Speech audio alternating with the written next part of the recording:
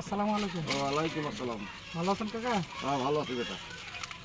আপনার পরিচয়টা একটু দেন। আপনার আমি নাম, আমার নাম মোহাম্মদ এহসান আলী, গ্রাম? শিবদুর গ্রাম।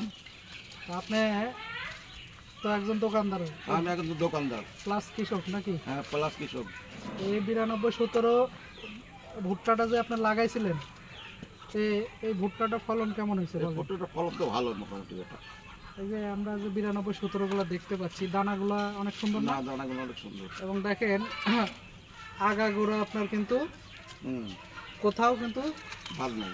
আপনার মাইন্ড নাই এবং পুরা দানাটাই কিন্তু ভরপুর। হুম, এবং দেখেন মাথাতেও যেমন মোটা, গোড়াতেও এরকম, যার কারণে এবং মশাগুলো কিন্তু খুব লম্বা লম্বা। হুম, মশলা লম্বা লম্বা।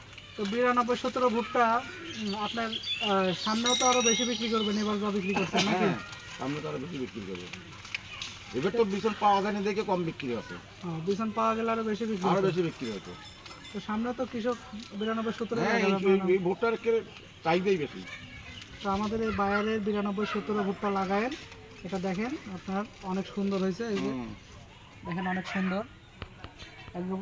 এই ভুট্টাগুলো দেখা হচ্ছে একদম প্রত্যেকটা মশাই সম আকৃতির মশা, হুম, কোনো মশা ছোট বড় নেই। ছোট বড় নেই। হ্যাঁ কাকা, ফলন কিরম যেতে পারে?